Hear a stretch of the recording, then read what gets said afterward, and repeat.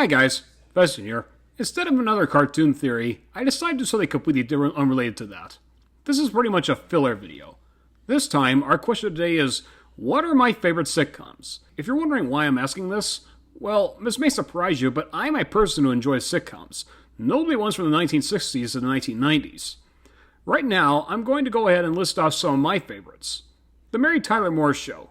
This show really showcases how a single woman can live a life even if she's not married. Created by James L. Brooks and Alan Burns, the series showcases Mary Richards in her everyday life with her colleagues at WJON-TV in Minneapolis, including Ted Knight Baxter, Murray, and Lou Grant. The show later influenced other shows like Murphy Brown, 30 Rock, and even Rhoda, whom I should mention first appeared on the Mary Tyler Moore Show as a semi-regular during those seasons 1 through 4. Speaking of Rhoda, you gotta enjoy Carlton, your doorman, any day.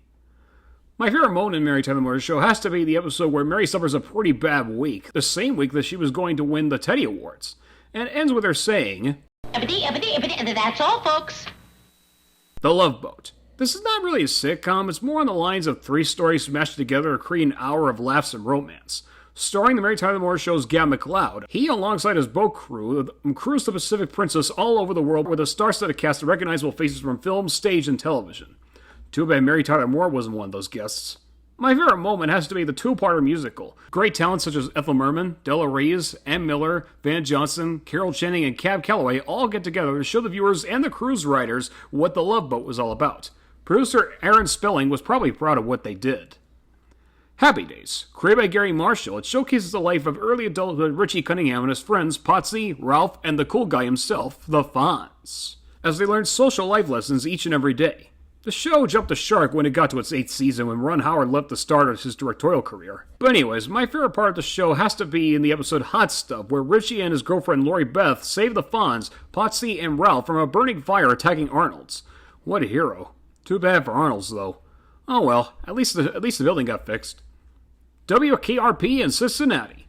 Not much to say about this one, but it takes some of the influence the Mary Tyler Moore Show had and turned it into a cool late 1970s radio station. Starring the many talents of Gary Sandy, Gordon Jump, Lonnie Anderson, Richard Sanders, Frank Bonner, and Howard Hesseman, many comical hijinks ensue in each and every episode. Some of the best moments of the show may have to be the one where they report on the turkey drop and the one where Les Nesbitt reports on a tornado attack. And last but not least, That 70s Show. This sitcom really knew what it was doing when it first came out in 1998. Great characters, great actors, great gags, and even great stories. My family loved this program. This sitcom kick-started the careers of Topher Grace, Mila Kunis, and Ashton Kutcher. Also starring the program were Kurtwood Smith, Deborah Jo Rupp, Don Stark, and Tommy Chung.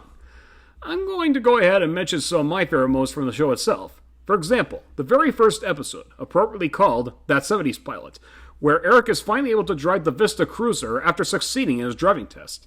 Another one is Too Old to Trick or Treat, Too Young to Die, where the entire episode is basically nothing but Alfred Hitchcock homages, ranging from Eric's fear of heights to Katie's fear of crows. It was also one of the very few sitcoms to have score used throughout the story, and I have to say, they did it wonderfully. Up next, Tornado Prom. Not much to say about that, except Kelso becomes the Snow King and protects everyone from a tornado, and Eric and Donna are stuck in a radio station. Oh, interesting fact, Howard Hesseman was a semi-regular on That 70s Show as Max, while his co-star Tim Reed played Hyde's real father. Next up is That 70s Musical. That episode, like the Love Boat musical, really can shine through and show that this show isn't afraid to experiment with musical stories, but still keep up with the humor and gags as well. As Roger Daltrey of The Who would say, "This was bloody brilliant." No offense, Roger. And last but not least, the final part to the finale episode where Eric reunites with his friends on New Year's Eve. It may have been the end, but at least it was a good ending. Now before I sign off, I want to talk about all the actors who were in those other shows I mentioned who made an appearance on That 70s Show. Mary Tyler Moore Show and Gab McLeod in Season 8, Betty White in Season 5, Marion Ross in Season 1, Tom Bosley in Season 8, and Valerie Harper in Season 3. Those actors pretty much had a good time working on That 70s Show almost as much as the main cast did. Now let me know in the comments what are your favorite sitcoms and why, and what are some of your favorite sitcom moments from those shows. Until then, this is Veston Bruno saying goodbye and have a happy 4th of July.